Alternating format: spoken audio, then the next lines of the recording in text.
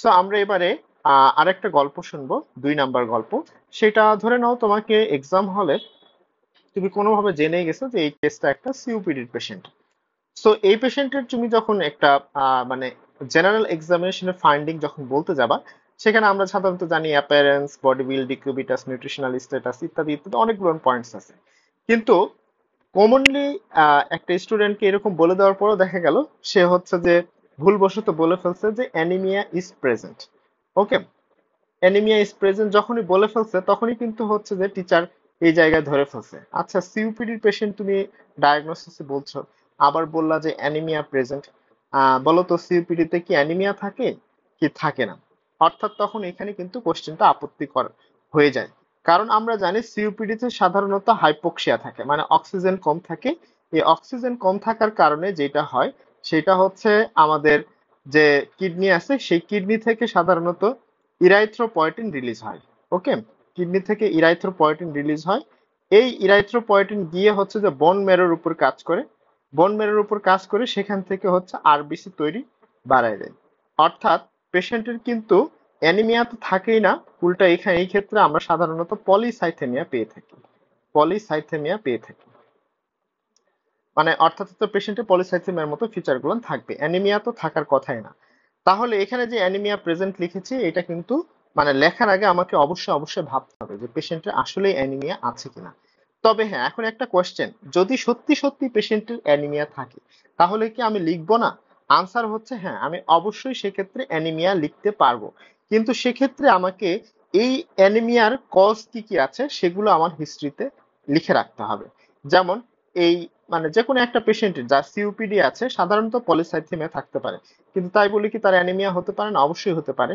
যদি তার gastro intestinal blood লসের হিস্ট্রি থাকে সেক্ষেত্রে কিন্তু হচ্ছে যে তার অ্যানিমিয়া থাকতে পারে। যেমন পেশেন্টটা হচ্ছে অনেকদিন ধরে এনএসএইড খেতে পারে, যার কারণে ব্লিডিং পেপটিক আলসার থেকে, পেপটিক আলসার ডিজিজ থেকে হচ্ছে ব্লিডিং পেপটিক আলসারের কারণে তার হচ্ছে অ্যানিমিয়া হতে পারে।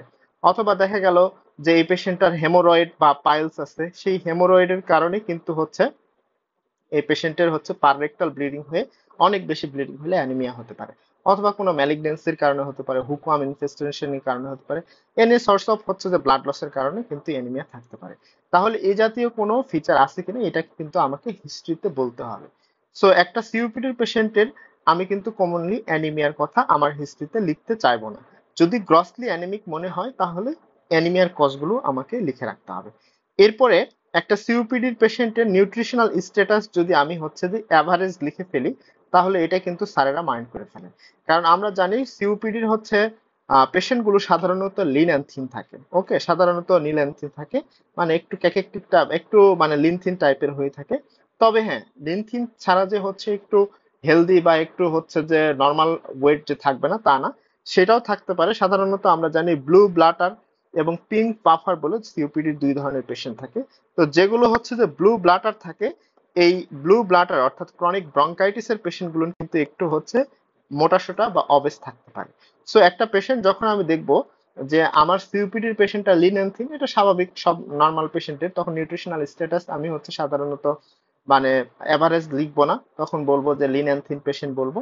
এবং সেই ক্ষেত্রে যদি দেখি যে পেশেন্টের হচ্ছে যে নিউট্রিশনাল স্ট্যাটাসটা এভারেজ বা একটু হেলদি, তখন আমাকে কিন্তু মাথায় রাখতে হবে স্যার নেক্সট কোশ্চেনটাই করবে যে তুমি এটাকে সিওপিডি বলছো কিন্তু পেশেন্টের ওজনটা একটু বেশি মনে হচ্ছে, তাহলে এটা কি সম্ভব কিনা? তখন বলতে হবে হ্যাঁ স্যার সম্ভব হতে পারে, এটা হচ্ছে ক্রনিক ব্রঙ্কাইটিস অর্থাৎ ব্লু ব্লাটার টাইপের যেই হচ্ছে যে পেশেন্টটা, সেইটার কারণে কিন্তু পেশেন্টের মানে হেলথ স্ট্যাটাসটা একটু নিউট্রিশনাল স্ট্যাটাসটা অবেজো হতে পারে। ওকে, এরপরে আসি হচ্ছে যে পালস। পালসের ক্ষেত্রে আমাদেরকে হচ্ছে যে সচেতন থাকতে হবে। কারণ এই পালসটা কেন সচেতন থাকতে হবে, আমরা জানি টাইপ 2 রেসপিরেটরি ফেইলিওর যেটা আছে, এই টাইপ 2 রেসপিরেটরি ফেইলিওরের ক্ষেত্রে সাধারণত পেশেন্টের পালসটা কিরকম হয়? বাউন্ডিং পালস হয়। ওকে, বাউন্ডিং পালস হয়। সো রেসপিরেটরি ফেইলিওর আছে কিনা, যার কারণে বাউন্ডিং পালস আছে কিনা, এগুলো কিন্তু আমাকে ভালো করে খেয়াল করতে হবে। যদি বাউন্ডিং পালস না থাকে তাহলে আমি হচ্ছে যে পালস যে রেট নর্মাল সেই রেটটা লিখে রাখবো, আর বাউন্ডিং পালস আছে কিনা সেটাও দেখে নেবো। সাথে জেভিপি রেইজড আছে কিনা, কারণ যে কোনো হচ্ছে যে পেশেন্টের যদি কর পালমোনালি হয় সেই কর পালমোনালির ক্ষেত্রে কিন্তু জেভিপি রেস থাকতে পারে। সায়ানোসিস আছে কিনা, পেশেন্টের ইডেমা আছে কিনা, সেগুলো সাধারণত দেখতে হবে। কারণ এগুলো সাধারণত যদি হচ্ছে পেশেন্টের থাকে, কর পালমোনালি থাকে, সেক্ষেত্রে কিন্তু পেশেন্টের ইডেমা থাকতে পারে। Heart type two respiratory failure হলে অনেক সময় হাইপোক্সিয়ার কারণে সায়ানোসিসও ডেভেলপ করতে পারে।